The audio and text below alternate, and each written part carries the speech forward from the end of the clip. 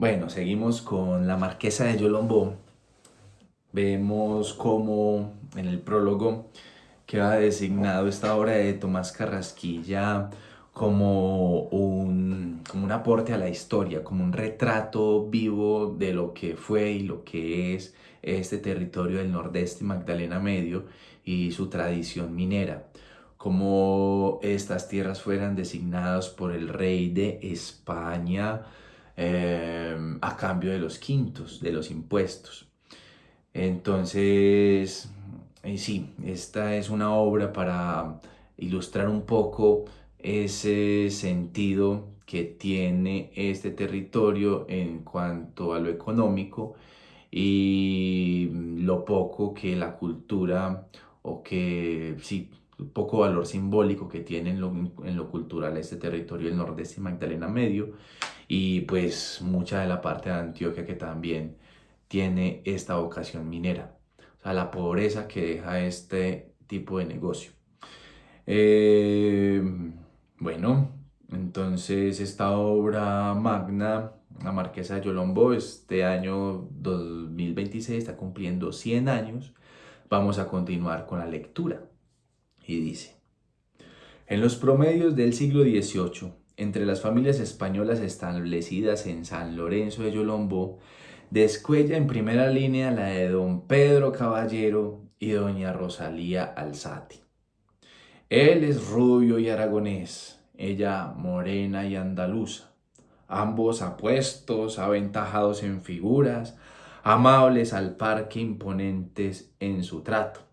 Don Pedro viene desde España nombrado por compra que hizo del puesto, regidor mayor y capitán a guerra de esta villeja minera. Recordemos que regidor mayor y capitán era como el alcalde y el que administraba militarmente el territorio. Recordemos que Yolombó fue cabecera de cantón, es decir, como la capital de todo este nordeste de aquí para adentro. Eh, fue como ese centro minero donde se cobraban los quintos del rey. Pronto se hace notar por sus enérgicas actitudes.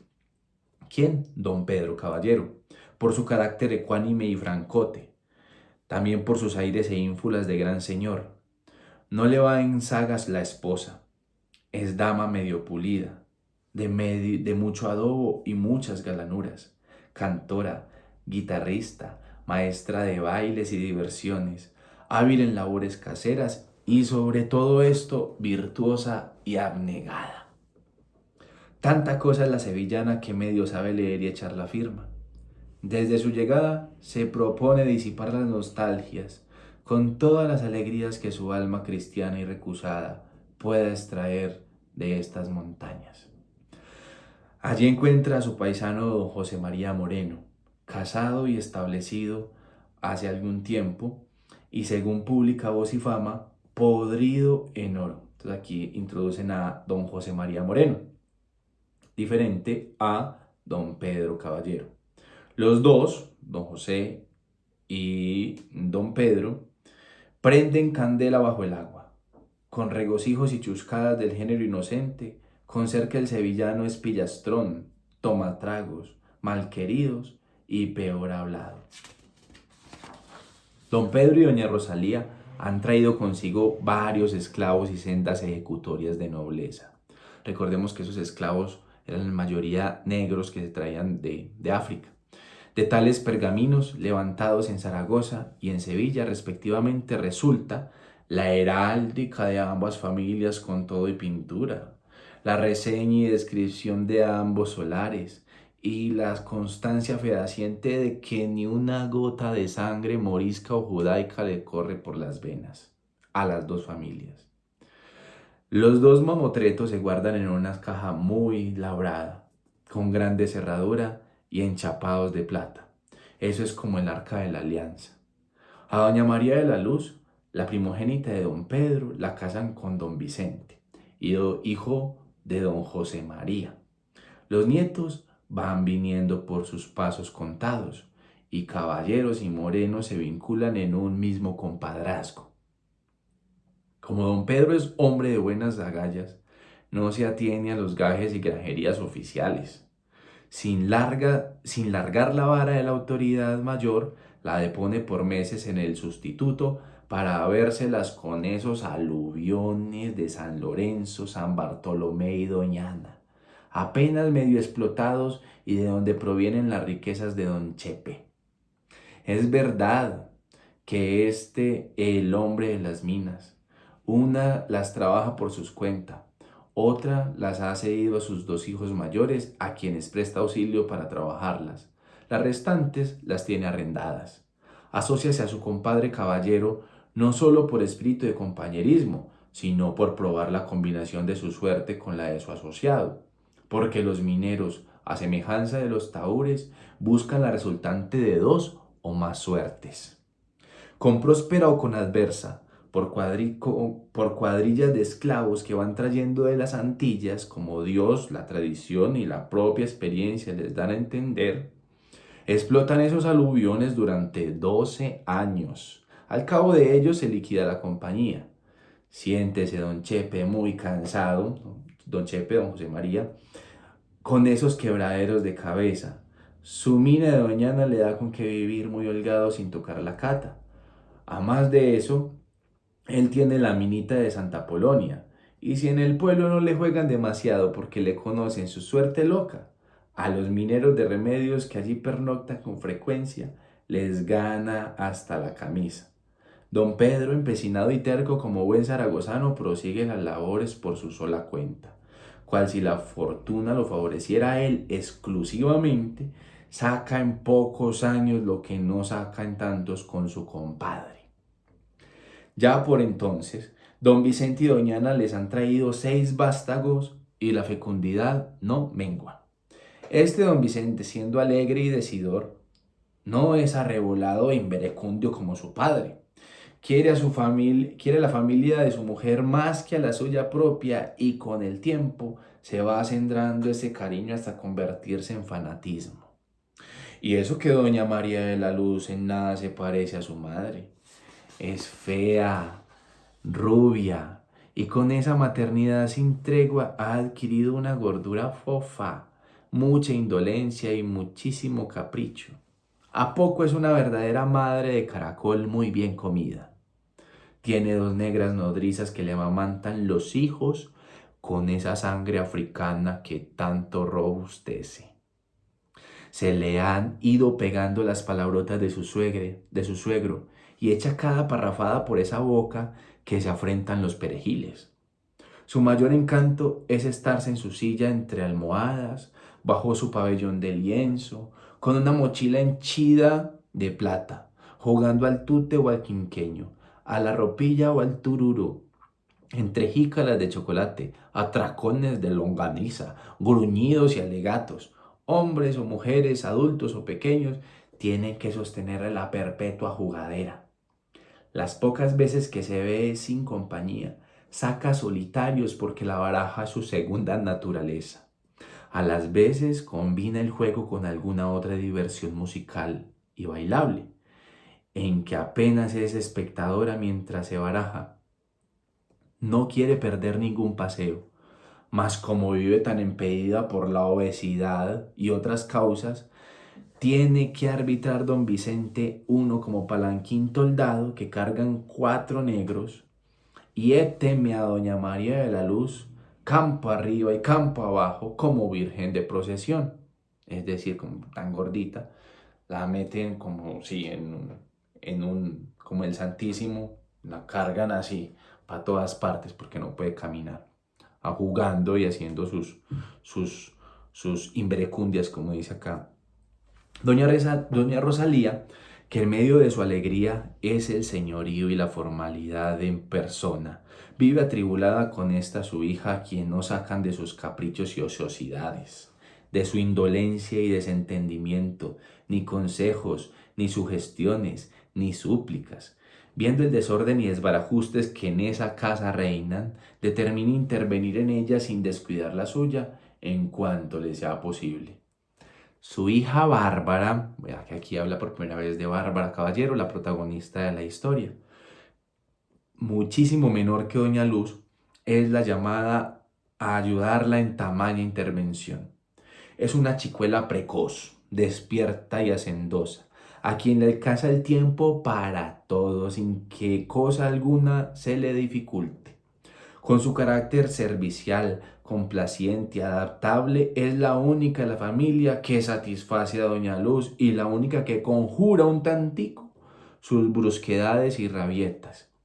Por algún tiempo es en casa de don Vicente Cirineo y para rayos más que eficaces, pero he aquí que las mocosuelas de sus sobrinas dan en suponer que esta su ayuda y aquella su influencia son cosa mala, que quiere rivalizarlas en el corazón de la madre, que es una intrusa, que pretende imponerse en casa ajena y que esto y lo otro y lo demás allá. En fin, una de esas conjuras que urden las chicas cavilosas y mal aconsejadas. ¿Y qué hace la tía combatida, o sea, doña Bárbara? Pues voltear cola y volverse a su casa, muy a disgusto de sus padres, de don Vicente y de doña Luz. Mas, como ésta suele llamarla muy perentoriamente, tiene que acceder en ocasiones y arrostrar las malas caras y los saetazos de sus sobrinas. Don Pedro se ausenta con frecuencia, unas veces solo y otras con su yerno, a sus trabajos de minería.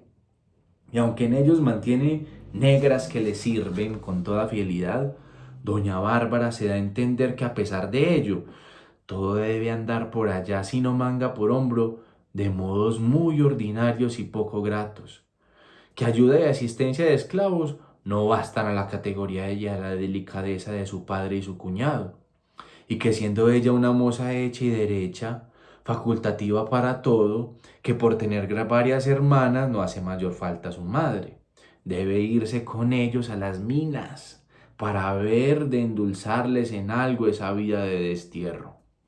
Declaró así, se ríen de su ocurrencia, la tratan de novelera, le aseguran que no aguantaría el viaje, ahora a pie, ahora en silleta. Entonces aquí vemos cómo también había esa tradición de una persona, se ponía una silla a la espalda y como una mula cargaba a otra persona por caminos que ni siquiera las bestias entraban. Entonces, bueno, le pintan las incomodidades a que va a someterse. ¿Quién es? Don Vicente y don Pedro, a doña Bárbara. Y los peligros de enfermar en esos hoyos monteses, donde miasmas y mosquitos envenenan hasta los mismos animales. Lo que valen tales reparos a esta moza de sangre aragonesa. No le importó y se va con ellos.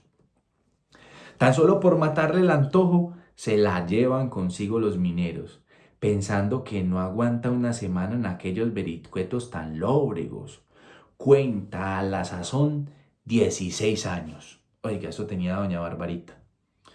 Y vieras cómo luego al punto se van despertando en ese medio rudo e inclemente las energías de aquel carácter y los recursos de aquella cabeza. Espíritu de sacrificio, de orden, de disciplina, de administración, va sacando uno tras otro, así en lo grande como en lo pequeño, lo mismo en lo moral como en lo físico, y todo con un brío y una jovialidad que más parece cosa de diversión que de ayuda. Interviniendo en todo lo doméstico, hace de aquellos ranchos a veces trasladables y siempre improvisados algo limpio e higiénico. De aquella culinaria primitiva, platos sazonados, de trapos en jirones, ropa llevadera, de esa negrería negligente y desidiosa, servicio ordenado y distribuido por capacidades. En llegando se hace construir para su dormitorio o dormidero uno como zarzo muy discreto, muy abrigadito con encerados y esteras, y pone a su inmediato servicio a la negra Chepa, esforzada como el negro más atlético y traída por ella desde Yolombó, a cuyas espaldas ha salido de los malos pasos. Con tablones y traviesas, inventa un estrado donde se sienta a coser, a hilar, a zurcir. Las hamacas, los toldillos y los troncos de árbol que sirven de asientos tienen su método y simetría.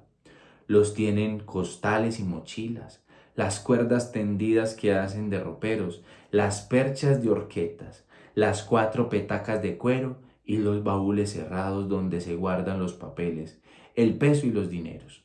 Un armatoste, más banco de carpintero que mesa, tiene de ahí en adelante mantel para las comidas y valletón doblado para el tuti y la ropilla. Empieza a organizar toda una cosa hermosa, mejor dicho, eso, las cucarachas, arañas y demás bichos que colonizan esos parajes interiores y aquellas paredes de guadua abierta, huyen como hordas espantadas ante esa escoba conquistadora que todo lo toma sangre y fuego. La Virgen del Pilar, un mamarrachito al óleo, a cuyo amparo ha puesto don Pedro sus trabajos, asciende a tabla con paño repulgado a cacharro con flores y a vaso con llama perpetua de aceite. Amén de las muchas avemarías y las frecuentes improvisadas jaculatorias de la devota joven reza. Es decir, se hace su altarcito ahí bien bonito. Recordemos que esa llama perpetua hecha de aceite es agüita, un poquito de aceite y un pabilo, y ahí tenían vela para toda la vida. En este recinto, lo que se llama la mayoría, a su frente campea por su lejura, bajeza y torcimiento, la proveeduría, donde a más de los víveres se guardan herramientas y enseres. Del lado izquierdo alza su penacho la cocina. Del opuesto, y a bastante distancia, se agazapa el cuartel de la peonada. Por una canoa de guaduas empatada sobre horquetones viene el agua, cubre el suelo alrededor de las 4 barracas, ese astillero menudo y malsano que va dejando el corte de la leña, higuerillos y cargamantas, a la redonda y en primer término, malezas, troncos y cepas en segundo, monte espeso en tercero y último.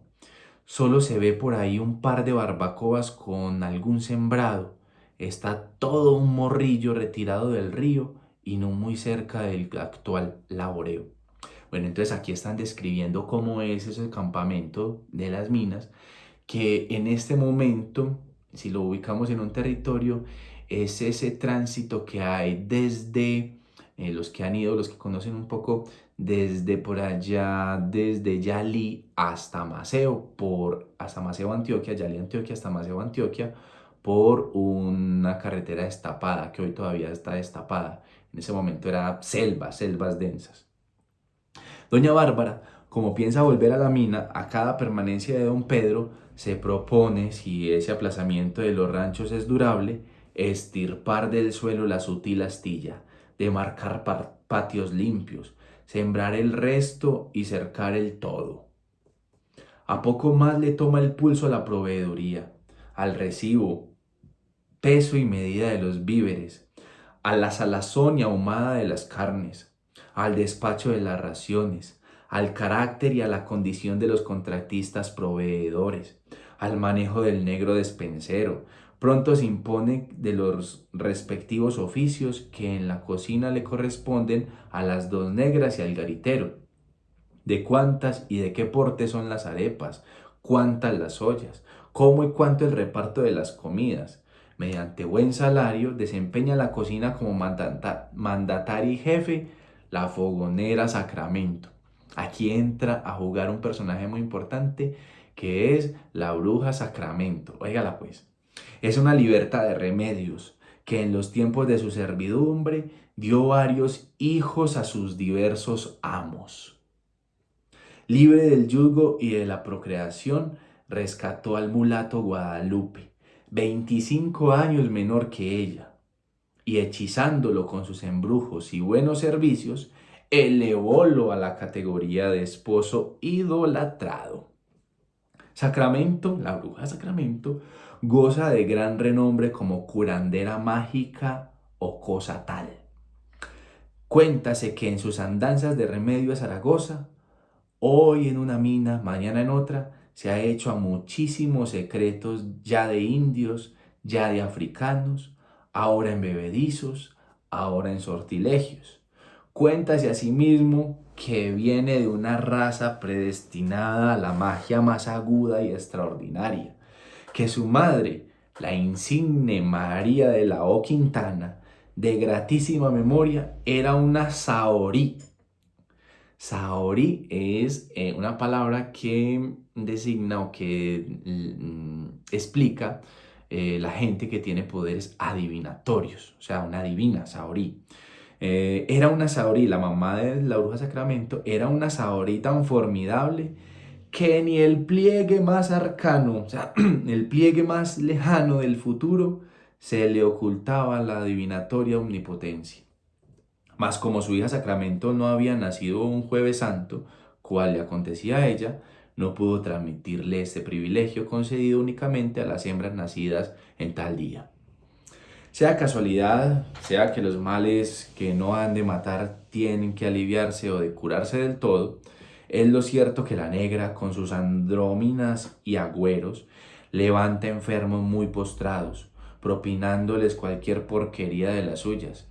Lo que son el karate rojo y morado los cura a maravilla, mientras que al blanco no le valen todas sus sapiencias. Sobre sus filtros y en yerbos para producir amor volcánico o odio implacable. Cuentan y no acaban. O sea, mejor dicho, lo que no hace la bruja Sacramento, no lo puede hacer sino su mamá que ya se murió. Esto le da más pesetas que sus mejores curaciones. ¿Quién puede dudar de tantos prodigios?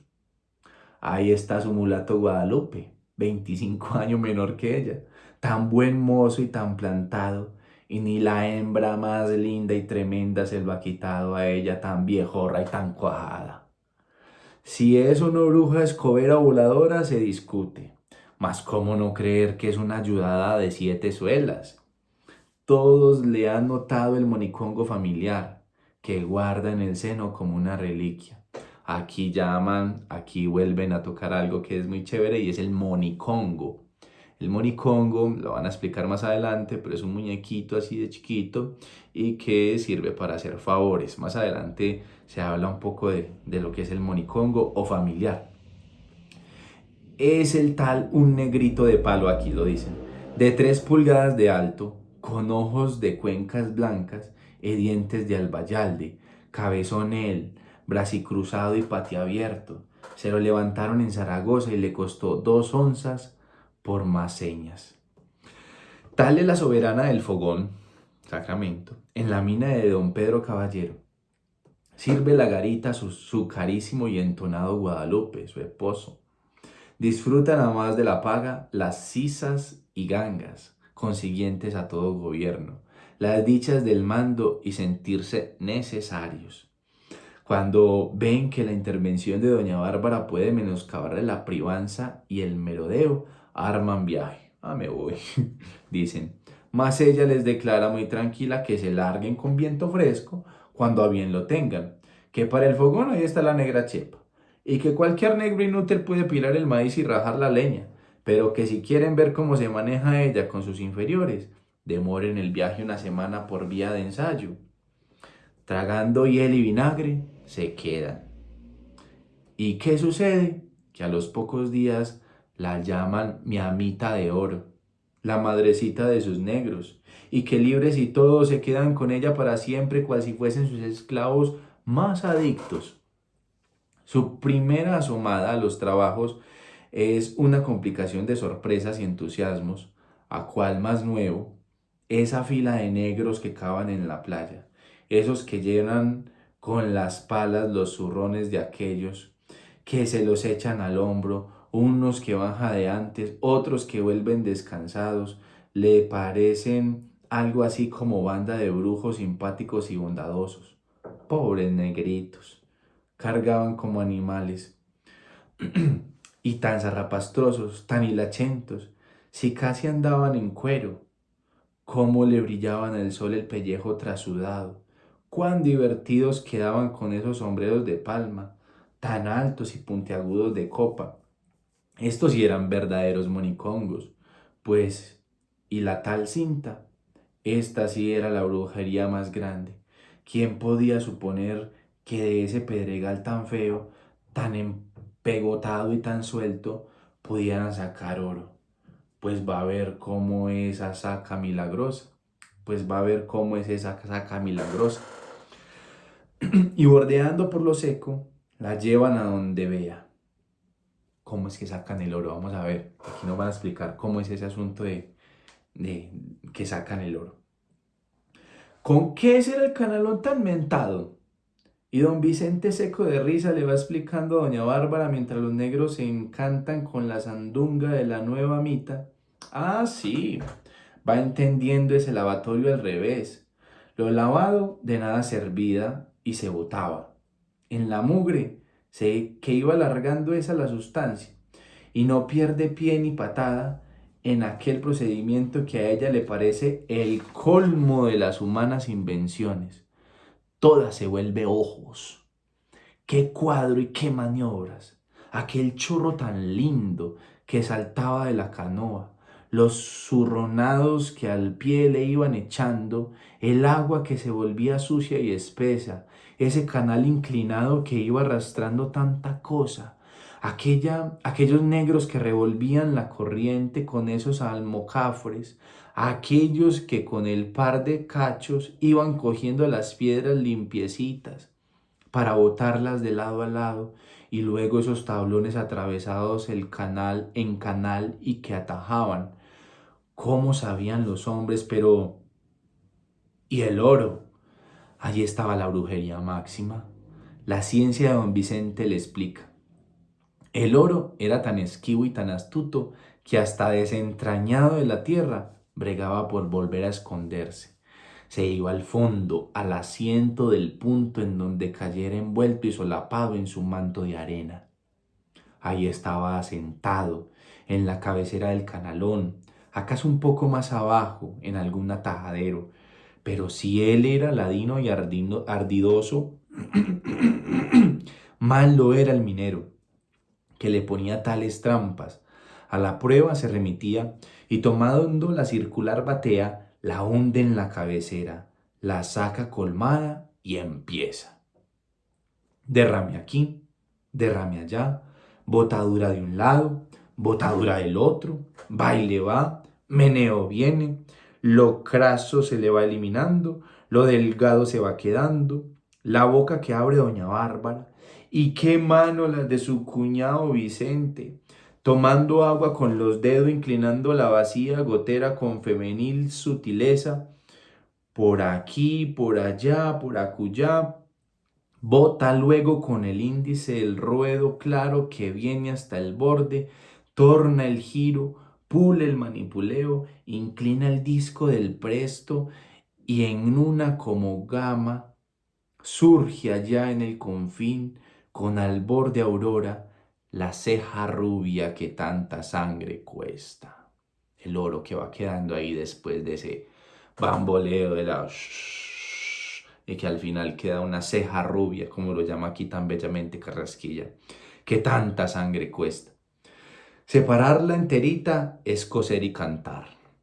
Doña Bárbara siente como un escalofrío que le sale del corazón, que se le sube a la cabeza, que la enfiebra y la perturba. Valiérale el Señor con esas tentaciones tan malas en una niña de su clase y condición. Oiga, es que creo que es una adicción también. Cuentan los mineros en Caracolí que cuando eso se sacan una pepita o algo, eso mejor dicho es como los jugadores, como los tahúres, tanto así, cuando ganan, eso no pueden dejar de ganar y por eso es que se pierde hasta, mejor dicho.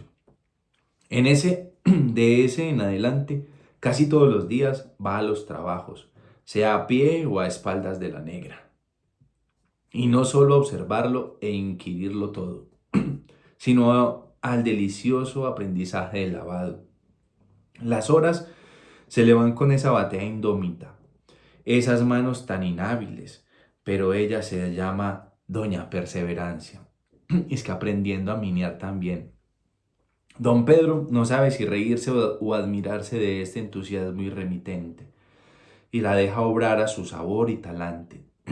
Con algo bueno habría de salir el diantre de la chata. En estos minerales tan ricos se lavaba casi siempre diariamente, mas como en el canalón no hubiera riesgo de hurto, esta operación se hacía en ocasiones con intervalo de 2 o 4 días. No por ello interrumpe doña Bárbara sus estudios. Hasta en casa emprende los lavatorios, adoctrinada por don Vicente y don Sebastián Layos, capataz de las cuadrillas y director inmediato de los trabajos. Sirve a sueldo, es experto en su oficio, de probidad rayana en ridiculez, muy ajonjeado por los patrones, respetado y obedecido por la negrería. Don Sebastián Layos. Si a él le rinden fueros, a la madrecita de sus negros la veneran. O sea, a doña Bárbara. La maga Sacramento y su hechizado Guadalupe han transmitido su amor por la chica a todos esos corazones africanos. Razón le sobra para tanto culto. Doña Bárbara los trata a todos con esa benevolencia, hija de la caridad y madre de la nobleza. Quiere y exige que todos estén bien comidos, llenos, hartos, si es posible. Que los alimentos se preparen con buena sazón y mejor aseo. Que los platos y las cucharas de palo, así como los cocos y las totumas, brillen como unas platas. Para que así le resulte, inspecciona el despacho de las raciones, la preparación y el reparto de la comida, la limpieza y el arreglo de los trastos. Cuando hay matanza de cerdo, intervienen en el aderezo de la morcilla, tamales y chorizos, y lo distribuye todo, boca por boca. Los sábados, día en que se les pagan el jornal, se les da encima chicha, miel o dulce de guayaba. Amita más llena y más bizarra, que su divina majestad la coronara de la gloria desde esta vida. Pues, y cuando alguno estaba enfermo, sin ascos, sin extremos por las acres emanaciones de la raza del Cam, de la raza del Cam, voy a leer. Cam era el segundo hijo de Noé, maldecido por su padre. A él y a sus descendientes les tocó la servidumbre.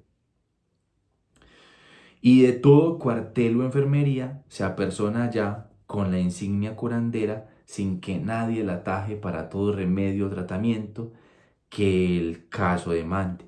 Es decir, la amaban, pero es porque también se les había ganado ese amor, les daba comida, les daba, el día de la paga les daba encima morcillita, era muy bella, era muy linda, cuando estaba enfermo los atendía ella misma sin asco, sin nada. Y ella misma, con esas manitas marfileñas, tiene cara de aplicar emplastos y cataplasmas sobre esos pellejos tenebrosos y ardidos por la fiebre. Ni las súplicas de Sacramento, ni la vergüenza del paciente, ni los gruñidos del padre son poderosos a impedir las obras de este Pedro Claver con aguas. Ve, con enaguas. Pedro Claver. Pedro Claver, el padre jesuita español Pedro Claver defendió los derechos de los descendientes de Cam. ¿Sí? Guardando la distancia con mucha discreción, se divierte con los negros bozales y les busca palique con cualquier pretexto. En cuanto a los cantores y guachistas, los llama a cada atardecer, les escucha con franco deleite y hasta les acompaña esos aires tristes, hondos y añorantes de los cuales se ha derivado el bambuco. ¿Qué es esa belleza? Mira. Entonces aquí después por las tardecitas cuando se acaba el trabajo se ponen a cantar, a acoplar y mira, es que de ahí se derivó el bambuco. Y cosa rara, doña Bárbara, demócrata y niveladora por temperamento, es desde ese entonces más realista que el rey su amo y señor, igual en la tierra al Dios del cielo. O sea, es devota del rey, igual que Dios. Recordemos que en esta época el rey era Dios en la tierra y había que obedecerle y venerarlo tal como a Dios. Entonces también vemos como en el himno la independencia grita. El rey no es soberano, ¿cierto? Se me olvidó, pero el caso es que el rey no es soberano. Las veladas son variadas y para ella más que gratas. No bien anochece, se pretende la hoguera y 4 negros la sostienen por turno hasta el alba. O sea, no dejan apagar el fuego ni riesgos. No vaya a ser que tío Tigre, tan ladino como alevoso, invada los ranchos. No contra el hombre o quien no ataca, a quien no ataca, a devorar a las bestias o a romper la proveeduría y acabar con todo. Hay que cuidarse del jaguar, hay que cuidarse del tigre. Frente a la candela después del rosario, juegan los negros al machete, con arma de madera. Por supuesto, no sea que en el asalto se hieran y se pierdan unas cuantas peluconas. Sus brincos y cabriolas de micos hacen desternillar de la risa a la amita, así como los bailoteos con que previa tregua terminan la diversión. Tras esta viene la merienda y tras la merienda al cuartel, o sea, a dormir. Severas trifulcas se arman, unas fiestas, las berracas después, todos los días después del jornal.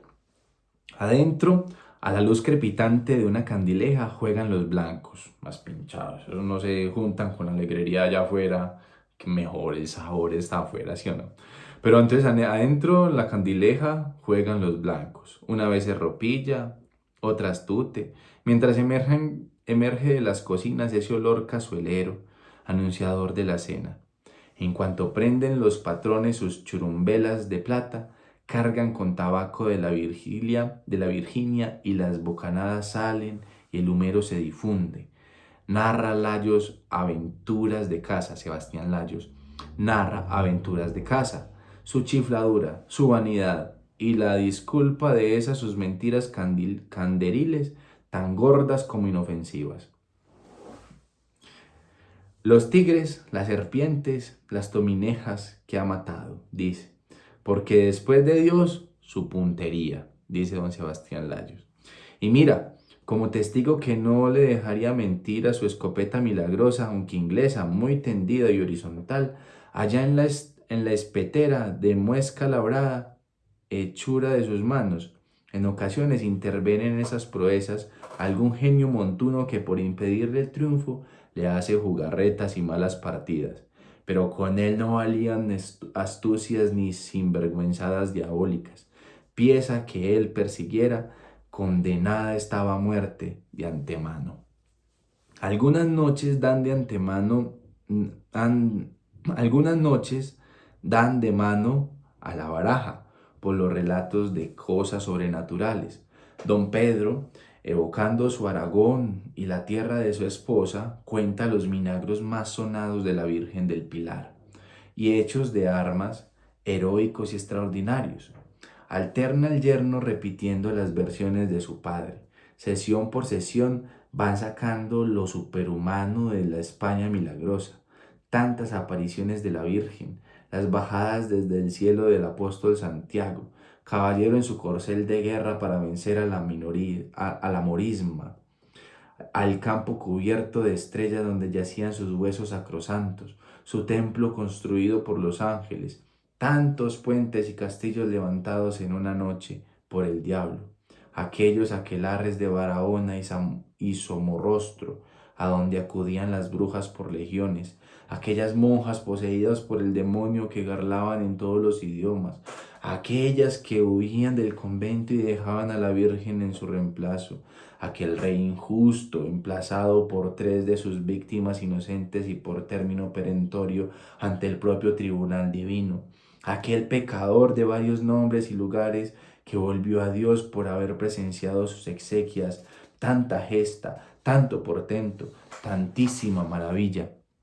Entonces también las tertulias que se armaban, toda esa tradición oral que se empezó a distribuir, a regar por todo este Nordeste y Magdalena Medio a partir de o en el marco de estos trabajos mineros, que era como algo, pues como un tiempo ahí que quedaba, como un tiempo de ocio. Por eso es que el ocio es tan importante y debe ser valorado ahorita, y es porque es ahí donde se construye conocimiento, es ahí donde se construye cultura, es ahí donde aparecen los símbolos de los pueblos, de los lugares. Doña Bárbara se va desvaneciendo en un vértigo de prodigio. Pide más y más relatos, más y más comentos.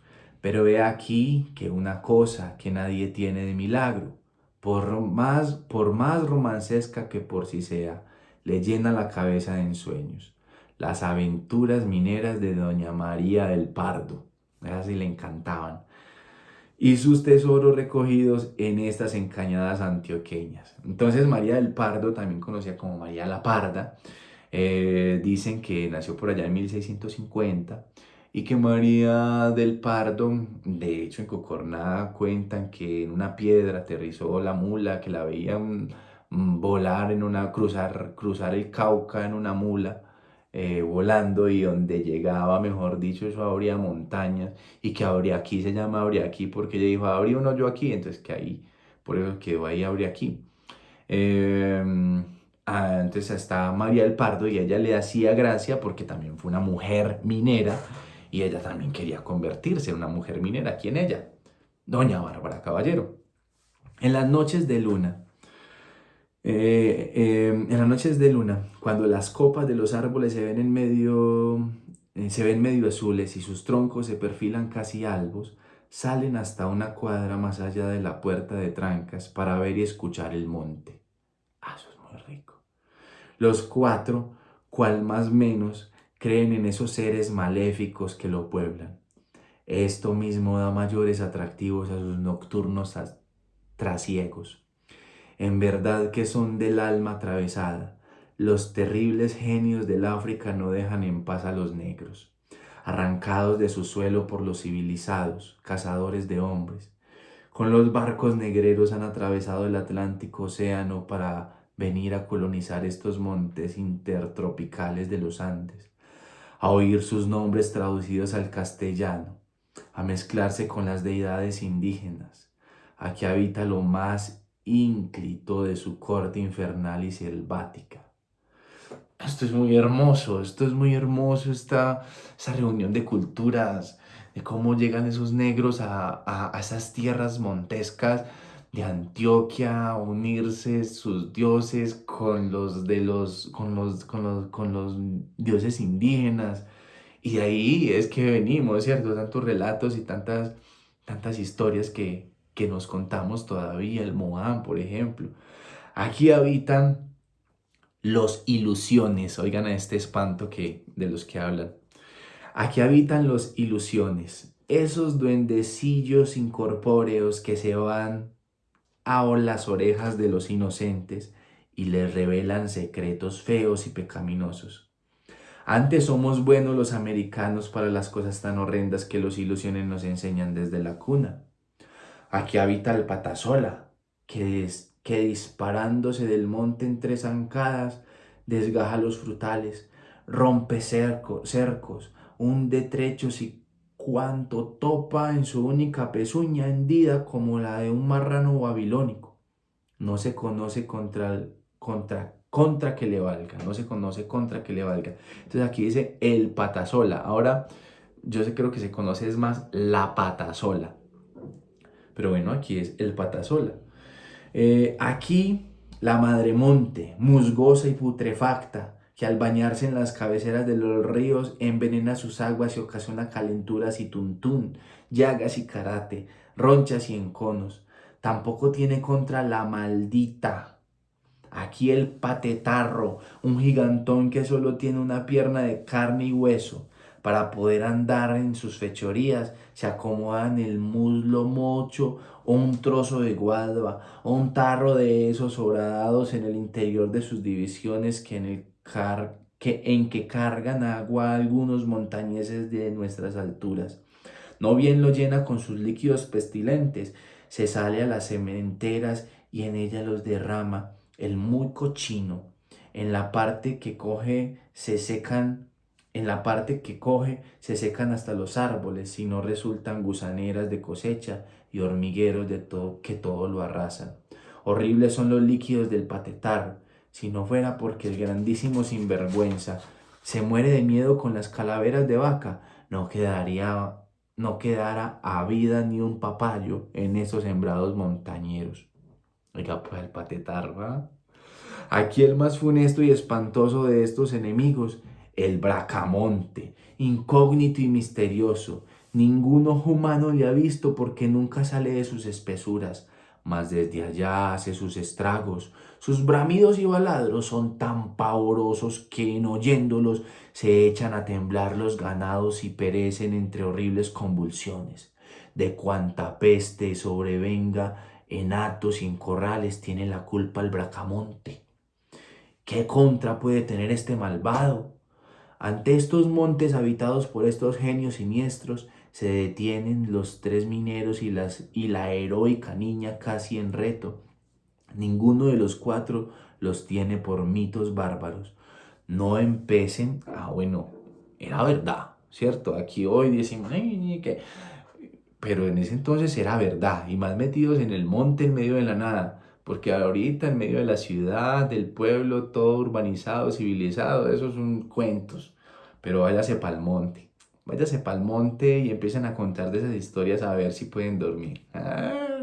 Váyanse pa'l monte en medio de la nada donde no se escucha sino el canto de las chicharras y de los grillos. Ahí sí que el miedo toma forma y esos espantos no son tan cuentos de viejitos. No empecen estas creencias a su fe acendrada de católicos, en su misma religión las engloban. No era un dogma la existencia del diablo, pues todos esos brujos malvados del monte o de la ciudad eran agentes especiales de Satanás para perturbar las almas y ver de perderlas por completo. Y si hacer pactos y negocios con él era pecado, mal podía hacerle creer en sus acechanzas y en sus encargados. Bueno, que de aquí también vemos el por qué no creemos, porque si creíamos en eso era, mejor dicho, la excomulgada de la Iglesia Católica, porque lo único que existía era Dios y el diablo, ¿cierto? Pero no se podía creer en esos espantos, no, esos eran cuentos de negros y de indígenas que para nada eran válidos en la Santa Fe Católica. Doña Bárbara, más supersticiosa que ellos, a fuer de joven y de hembra, opone a esos temores de las cosas y agentes demoníacas su misma confianza en lo divino. Ignorante en religión como en todo, bien se le alcanza por la poca doctrina parda que le han enseñado, que en esa mina no corre peligro de ningún linaje. Ni el diablo ni los diablitos pueden arrimar por allí de ningún modo, porque arribita del cuartel, en la cuchilla desmontada, está el cementerio sembrado de cruces, sin cortarla de mayo, renovada cada 3 del mismo, y que se alza frente a los ranchos junto a la puerta de trancas de la entrada.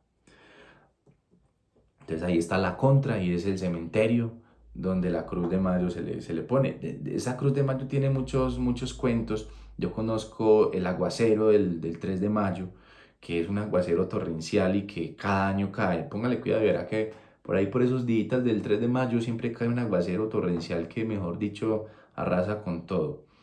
La Virgen del Pilar era por otra parte patrona poderosa de la mina. Y además de todo esto, su devota llevaba, o sea, doña Bárbara llevaba en el pecho el preservatorio con que su madre la dotara al despedirla de la casa. Un óvalo de oro, legado de una su trisabuela. O sea, una herencia que era pues como una contrica que ella tenía, que se la había dado su mamá cuando se iba a ir para la mina. Con Santa Justa por un lado y Santa Rufina por el otro lado de la medallita, el cual óvalo encierra entre los vidrios convejos brisnas milagrosas de las túnicas de las ambas santas. Ni animal alguno tenía de temerle, siempre reza al dormir y al despertar esta ejaculatorio. Oiga pues lo que rezaba doña Bárbara. San Pablo, si Dios te hizo tan grande y tan milagroso, líbrame de las culebras y de animal ponzoñoso. San Pablo, si Dios te hizo tan grande y tan milagroso, líbrame de las culebras y de animal ponzoñoso. Y si era cierto que lo que no podían los santos lo podía el diablo, cual repetía don Pedro, también estaba segura por esta parte. ¿Cómo no? La ayudada a Sacramento le tiene prometido no dejarla enfermar de ningún modo y le propina unos resguardativos de hierbas que ella prepara para los blancos exclusivamente. No entran en su composición ni el tal colmillo, ni la tal uña, ni la sustancia que largan. En el agua hirviente, las tres chagualas mágicas de oro, plata y tumbaga, porque eso solo se usaba para males feos, de la gentuza de la negrería, nunca para precaver a las niñas principales y bonitas de tabardillos, causones y descensos. Y tan eficaces eran las tomas de sacramento que ni siquiera le había amargado o ni siquiera le había amagado el diantre de la chapetonada, que a nadie perdonaba. ¿Qué era la chapetonada? Era el paludismo. Que lo que pasa era como la chapetonada era los chapetones que llegaban a estos montes. Entonces, claro, tanto zancudo, tanta plaguita, entonces, pum, pum, pum, los picaban, entonces les daban la famosa chapetonada. Y era así, paludismo, se enfermaban. No tiene pues por qué temer a los enemigos del animal ni del cuerpo. Tan segura se siente de su inmunidad que a pesar de los encargos de doña Rosalía y de los gruñidos de don Pedro, no se guarda de sereno ni de humedades. Eso es lo de menos. Contempla el monte, ese cuartel de tantos soldados del demonio, oiga pues, y no se asusta. Vea lo que es el monte. Eso es lo de menos. Contempla el monte, ese cuartel de tantos soldados del demonio y no se asusta. Lo contempla con una cosa ya no sabe si triste o alegre, pero siempre agradable y tan difícil de entender que la hace pensar, suspirar y estremecerse. Cosa más rara sentir todo eso por un monte endemoniado. Y si fuera eso solo, pues no le daban ganas de volar hasta él, lo mismo que un pájaro y meterse bien adentro. Embrujamientos o tentaciones del diablo tenían que ser estos antojos tan particulares.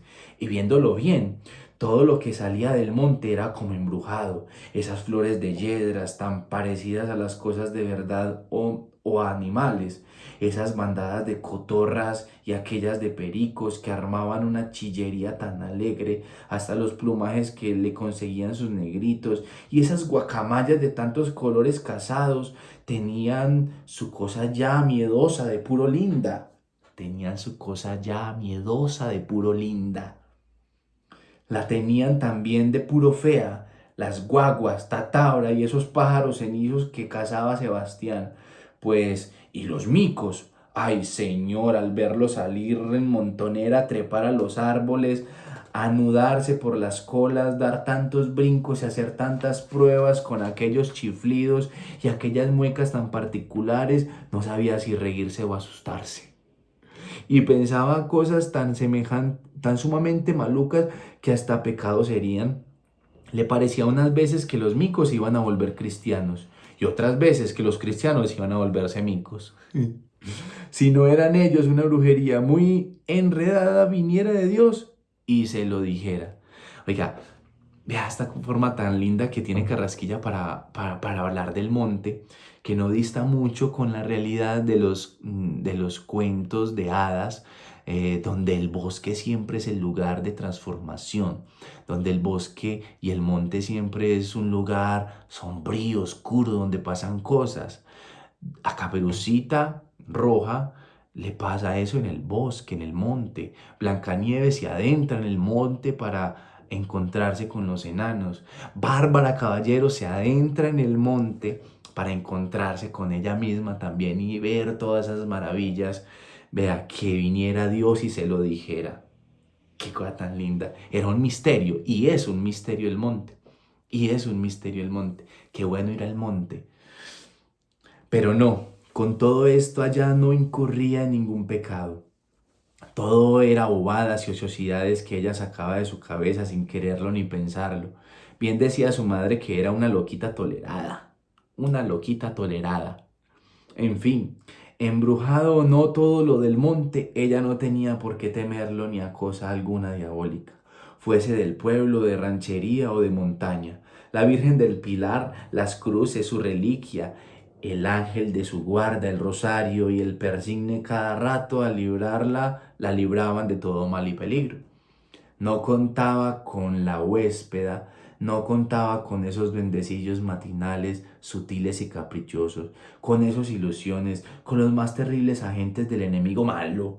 Uno de ellos, una ilusión de tomo y lomo, de los más elocuente y sabido, da en la flor de soplarte en los oídos y no al amanecer, tan solamente, sino a todas horas, no cosas malas ni pecaminosas, sino muy bellas y de provecho, no para conturbar inocentes, sino para halagar entendidos. Doña María del Pardo, con sus heroicas andanzas del aluvión en aluvión, Doña María con sus ingentes tesoros arrancados en los pedriscos ribereños, Doña María fundando y quemando poblaciones, actúa a cada paso en estos soplos trastornadores. ¿Y por qué no había de ser doña Bárbara Caballero de Alzate, sino tan andariega y denodada como esa española aventurosa tan constante como ella? No vencía la constancia lo que la dicha no alcanzaba, pues.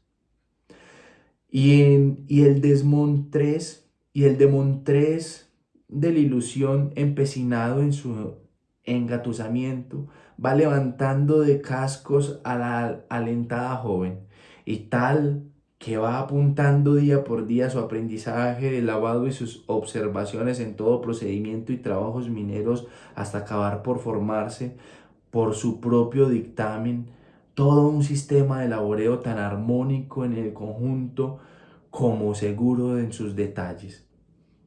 Hace casi 4 meses que están en las minas y ya don Pedro y don Vicente han dado en ese espacio sus asomadas a Yolombó y han invitado a la chica a asomarse con ellos.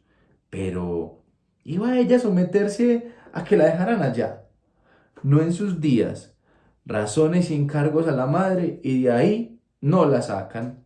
Las temporadas de don Pedro en San Bartolomé son más por placer que por necesidad. Layos es un director de toda confianza, así por lo hábil como por lo honrado. Esta vez ha permanecido más que de costumbre, no solo por entretener ahí al yerno y tenerlo alejado del pueblo en donde bota el dinero a chorros, en jaranas y jugarretas, sino también porque la compañía, el regocijo, las gentilezas y formalidades de la hija hacen de ese monte una fiesta perpetua. En esta estadía junto a ella, a toda hora se le ha ido reventando una mujer rara, una dama en quien se aduna lo útil con lo agradable, lo imaginario con lo positivo. Su entusiasmo minero, que tomara al principio por novelería de muchacha, le va pareciendo cosa seria y consciente, algo así como una vocación. ¿Por qué no? Las mujeres, a pesar de estar sometido al macho, servían en ocasiones mejor que el más bragado. Casos sabía él de mineras, de trabajadoras, de negociantas que podían darle 15 y raya al varón más campante. Don Pedro poseía el sentido de la realidad, sus miajas de apreciativa y de inteligencia en general. Con el correr y el rodar de España a América, había adquirido ese saber práctico de la vida que vale más que los aprendizajes doctos y académicos. ¿Qué es esta belleza? Mira. Con el correr y el rodar de España a América, había adquirido ese saber práctico de la vida que vale más que los aprendizajes doctos y académicos. Sin ser ilustrado ni mucho menos, no era hombre tan obscuro que digamos en su época y en su medio. Lo que era su puesto casi vitalicio de jefe supremo de Yolombó, lo desempeñaba siempre sin inventar leyes de encaje ni cometer abusos de monterilla, con ser que sus facultades como capitán a guerra eran bastante más amplias que restringidas, más de criterio personal que de texto escrito. Así es que sus ideas acerca de su hija no han de tomarse a optimismo paterno. El ilusión tenaz que a ella inspiraba tan halagüeños pensamientos influyó en él por ley de simpatía.